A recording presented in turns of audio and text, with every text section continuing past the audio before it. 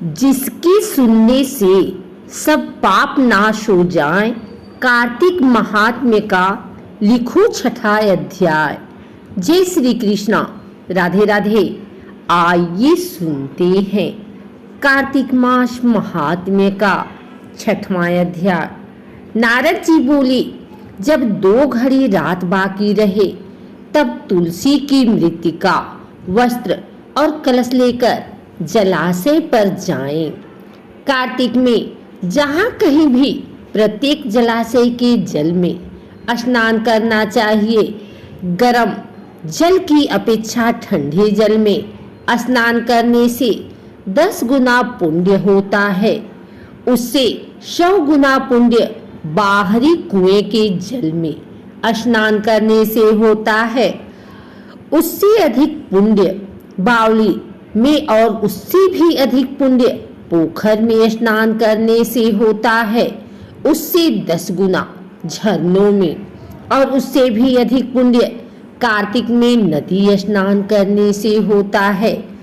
उससे भी 10 गुना पुण्य वहाँ होता है जहाँ 2 नदियों का संगम हो, और यदि कहीं 3 नदियों का संगम हो तब तो पुण्य की कोई सीमा ही नहीं।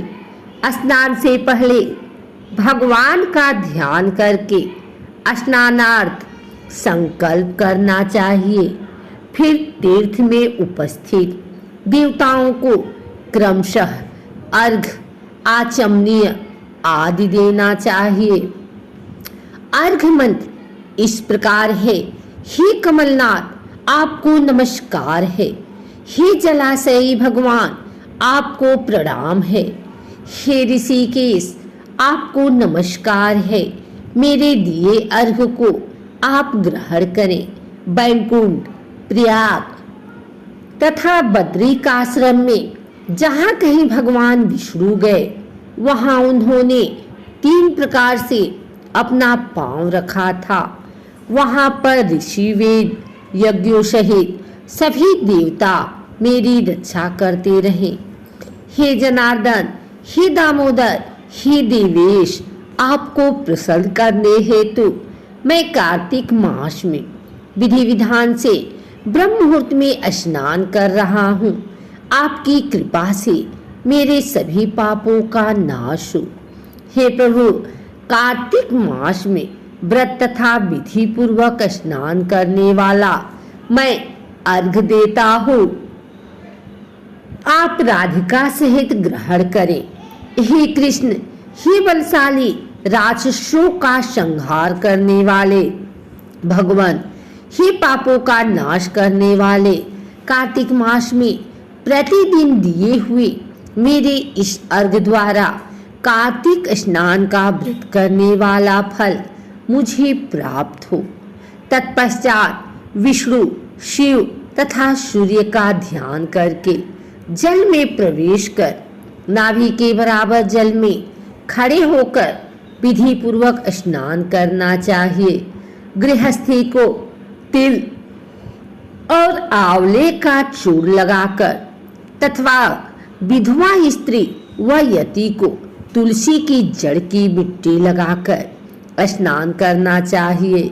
सप्तमी, अमावस्या, नवमी, त्रयोदशी, द्वितीया, दशमी आदि तिथियों को आंवला तथा तिल से स्नान करना वर्जित है। स्नान करते हुए निम्न शब्दों का उच्चारण करना चाहिए। जिस भक्ति भाव से भगवान ने देवताओं के कार्य के लिए 3 प्रकार का रूप धारण किया था, वही पापों का नाश करने वाले भगवान विष्णु अपनी कृपा से मुझे पवित्र बनाए। जो अमनुष्य भगवान विष्णु की आज्ञा से कार्तिक व्रत करता है, उसके इंद्र आदि सभी देवता रक्षा करते हैं। इसलिए वह मुझको पवित्र करे। बीजों, रहस्यों तथा यज्ञों सहित वेदों के मंत्र, कश्यप आदि ऋषि, इंद्र आदि देवता मुझे पवित्र करें। अदिति आदि सभी नारियां, यज्ञ, सिद्ध, शर और समस्त औषधियां वह तीनों लोकों की पहाड़ मुझे पवित्र करे। इस प्रकार कहकर स्नान करने के बाद मनुष्य को हाथ में पवित्री धारण करके देवता, ऋषि, मनुष्यों तथा पितरों का विधि पूर्वक तर्पण करना चाहिए। तर्पण करते समय तर्पण में जितने तिल रहते हैं उतने वर्ष पर्यंत व्रती के पितृगण स्वर्ग में वास करते हैं। उसके बाद व्रती को जल से निकलकर शुद्ध वस्त्र धारण करने चाहिए। सभी तीर्थों के सारे कार्यों से निवृत्त होकर पुनः भगवान विष्णु का पूजन करना चाहिए।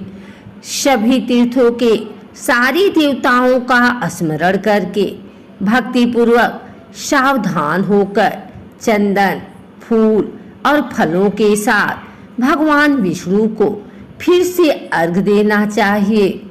अर्घ के मंत्र का अर्थ इस प्रकार है: मैंने पवित्र कार्तिक मास में स्नान किया है।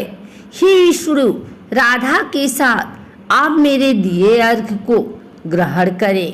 तत्पश्चात चंदन, फूल और तांबूल आदि से वेद पाठी ब्राह्मणों का श्रद्धा पूर्वक पूजन करें और बारंबार नमस्कार करें।